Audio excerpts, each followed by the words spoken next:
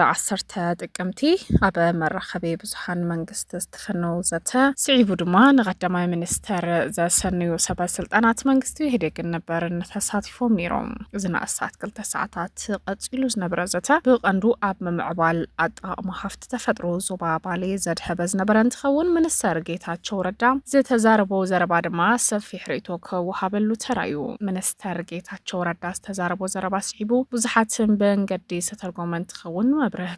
ከም ዝተገደደ ድማ ገሊፅሎት ሚኒስተር ዝበልክዎን ዘይበልክዎን ብዙሕ ጠለመ ርእስ ሕማም ምዃኑ ዝሓበረት ሚኒስተር ብሽም ሓድነት ውድብ ዘባኸንክዎም ንህዝቢ ትግራይ ንባዕሊ ዋጋ ካብ ዘኽፈለ ናይ በለፅ ፖለቲካ ካብ ዝፋታሕ ነዊሕ ገይረለኹ ክብል ድማ ተሰሚዑሎ።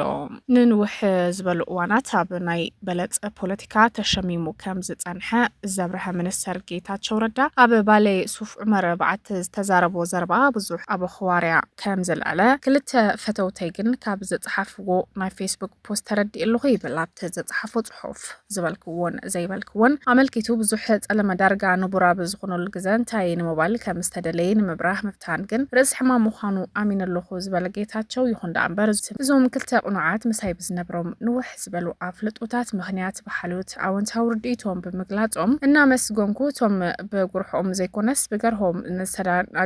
ንዝተደናገሩ ከበል ግን ሓፂር መልሲ ክህብ ተገዲዱ ኣለኹ ይብል ሚኒስተር ጌታቸው ረዳ። ባይዘወይ ንሰማዒኡ ዝህቦ ስምዒት ብዘይገድስ ኣብ ቅድሚ ዝኾነ ይኹን ሰብ ኣብ ኣደባባይ ዘልዕሎም ነጥብታት ካብ ልበይ ዝኣምነሎም ጥራሕ ዘይኮነስ ክፍተወለይ ብዝብል ይኹን ብስክፍታ ተሸሚመ ዝብሎ ዋላ ሓደ ነገር የለን። ድሕሪ ደጊም ዝኾነ ይኹን ወገን ወይ ድማ ውልቀ ሰብ ወይ እውን ውድብ ናይ ተቐባልነት ሽኩት ዝኣትወሉ ዋላ ሓደ ምክንያት የለን ዝበለ ጌታቸው ብሽም ሓድነት ውድብ ዘባኸንኩ ንህዝቢ ትግራይን ንባዕለይን ዋጋ ካብ ዘኽፈለ ናይ በለፅ ፖለቲካ ካብ ዝፋታሕ ነዊሕ ገይረለኹ ከበል ድማ ኣስፊሩሎም። ዝበልክዎ እንታይ እዩ ናብ ዝብል እንትቐፅል ድማ ቅድሚ 13 ዓመት ኣቢሉ መለስ ኣብ ታሪክ ህዝቢ ባሌ ብዘመን መለስ ተሰርሐት ሓንቲ መንገዲ ንምምራቕ ውሱናት ኣዋርሕ ድሕሪ ሕልፈት መለስ ኣብቲ ከባቢ ኣብ ዝኸድናሉ ድሕሪ ምስ ህዝቢ ኣብ ዝነበረ መድረኽ ዘተዛረቦ እየኸዝኻኽር ፈቲና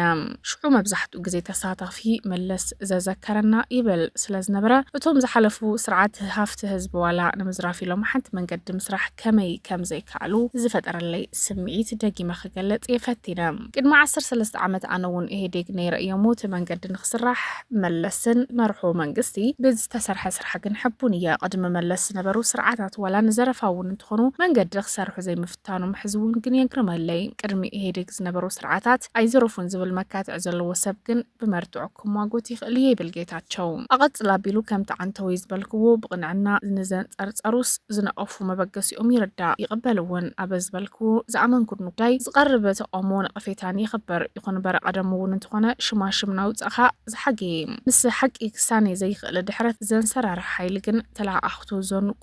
ዘነቁይዎ ናይ ፀርፊ ጭጉራፍ ብዕራይ ወለድ ግን ምቅላዕ ይግባእ እዩ ዝብል ማዕዳውን ይቕበሎ ይብል ጌታቸው ኣብቲ ጽሑፉ። ኣብ መወዳእታ ግን በዝሒ ናይታ ብጉርሕ ዝተመስረተ ጫውጫው ምስተዓዘብኩ ኣብ ኣእምሮይ ዝመፀለይ ነገር እንተሃለዎ ኣብዛ ጉጅለ ድሕረት ዘንሰራስራ ዘለዎ ናይ ጽምዶ ድራማ ስርዓት መንግስቱ ሃይለ ስላሰ እውን ተሓዊሶም ዶ ይህሉ ዝብል እዩ። ንደርጊ ክትከላኸል ኣብ ልዕለይ ነጎዳ ሓጋይ ምዝናብ ዝህበነ ትርጉም እዚኣ ጥራሕ እያ ዝብል ምላሽ ድማ መብሪ ይብሎ ሚኒስተር ጌታቸው ረዳ። ኣብቲ ዝነበረ ዘተ ዋና ዳይሬክተር ግልጋሎት ሃገራዊ መረዳእታ ድሕንነት ኣምባሳደር ሬድዋን ሁሴን፣ ሚኒስተር ዕድላ ስራሕን ክእለትን ሙፈሪያ ካሚል፣ ሚኒስተር መስኖን ከባቢታት ቆላን ኣብርሃም በላይ፣ ሚኒስተር ከተማ መሰረተ ልምዓት ጫልቱ ሳኒ ተረኺቦም ነይሮም። ኣማኻሪ ቀዳመ ሚኒስተር ኣብ ጉዳያት ምብራቅ ኣፍሪካ ሚኒስተር ጌታቸው ረዳ፣ ኣማኻሪ ማክሮ ቁጠባ ኣምባሳደር ግርማ ብሮ፣ ኣማኻሪ ማሕበራዊ ጉዳያት ዳንኤል ክብረት እውን ዝነበሩ እንትኾኑ